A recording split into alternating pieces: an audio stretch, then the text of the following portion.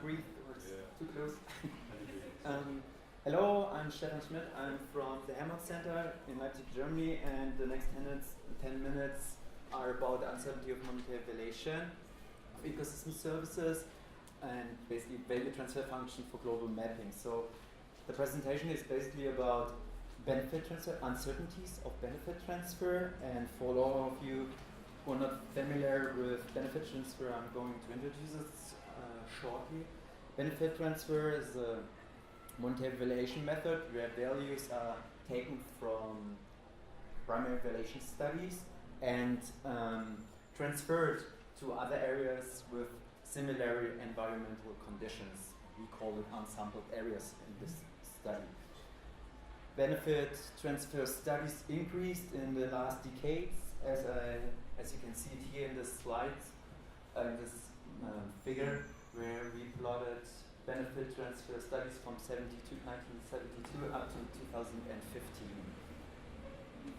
Benefit transfer studies are applied at different scales and from local up to global scale, and are actually used for decision support. For example, Earth Economics is a private consultation company that advises the Federal Emergency Management Agency in the US and supplies benefit transfer values that are taken for calculations of restoration and repair costs. And probably the most popular study on a global scale is this one. You may all have heard about it, from Robert Costanza, published in 1997 in Nature. Was about valuing world's ecosystem services. It's cited more than 6,000 times today with increasing tendency.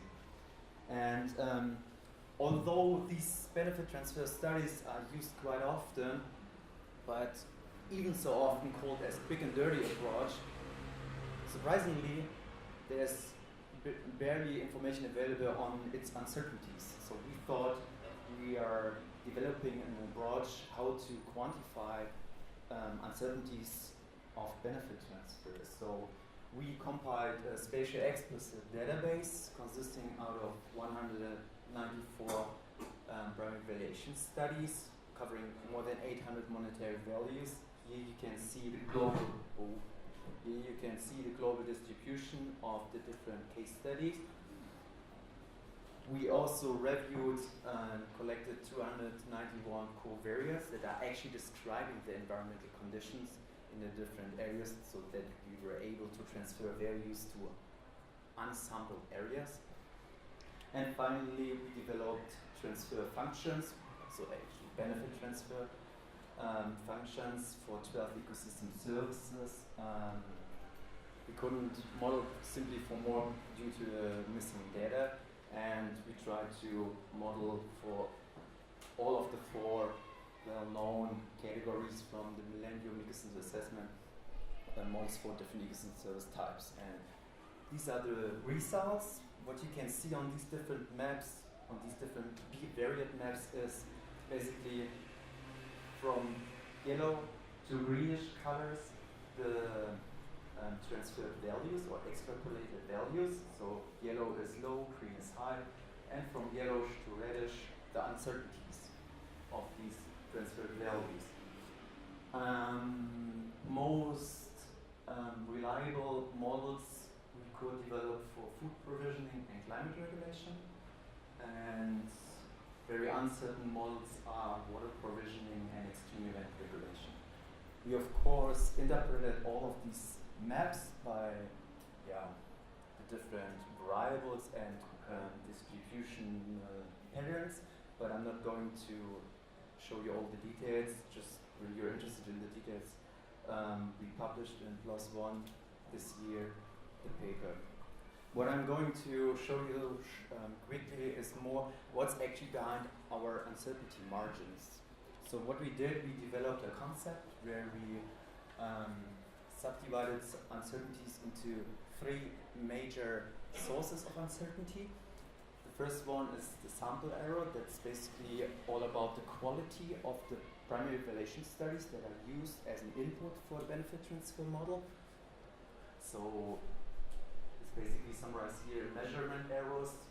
He's collecting all these different errors that are done in the primary evaluation study, and as well as the publication selection bias. So that means depending on how you select your sample, of course, your results are kind of impacted. And so we also checked our publication selection bias, and we recognize that our results are not representative, particularly for poor countries. So we could barely find any evaluation studies conducted in poor countries. So this is also one of the major neglects in monetary evaluation of ecosystem services in general. But on the other hand, we had a lot of studies found in areas of high threat of degradation. It means with high rates of erosion, high vulnerability and of different kinds of species.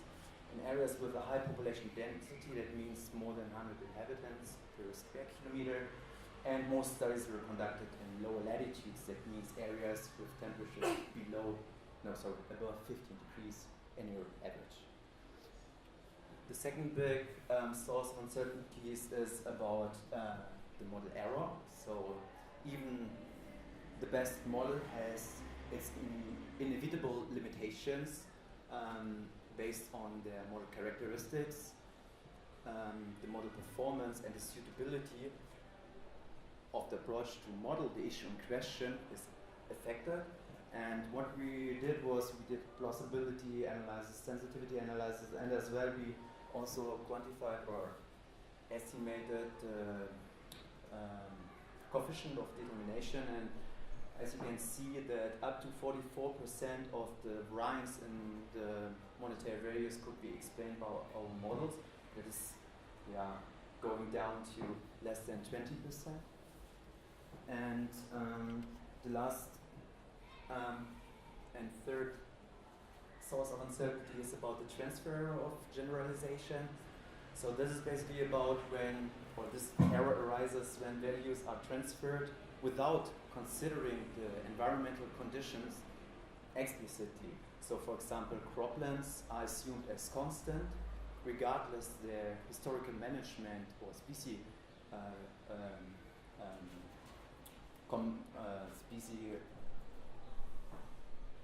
how do you say that? The composition of species, exactly. Or, for example, then we're talking about uniformity error, and we're talking about regionalization and temporal error when assumptions are taken that the spatial or temporal scale are constant.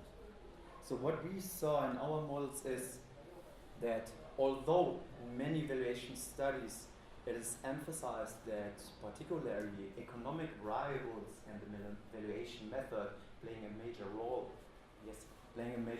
and affecting transferred values, at least for our models, we figured out that what you can see here in different symbols representing each ecosystem service type, so each ecosystem service model, like for example food provisioning is this purple symbol, nursery or habitat function is this bluish thing, that for all ecosystem service models, the ecological variables are the most affected ones. On the other hand, of course, economic variables, valuation method, institutional variables, as well as temporal and spatial scale playing also a role and need to be considered when it comes to benefit transfer. Yeah, now I'm wrapping everything up. So what we did within the study was to create a conceptual basis to establish a standardized integration and reporting on uncertainties, even though we know it's just the very first step. We analyzed the major patterns and quantified actually the major patterns that showed up regarding more certain or more unreliable values all over the globe. And yeah, we distinguish between the better known areas and the white spots that might be a guideline for analysis and concerted action for assessment of ecosystem services and natural capital within programs like IPBEST.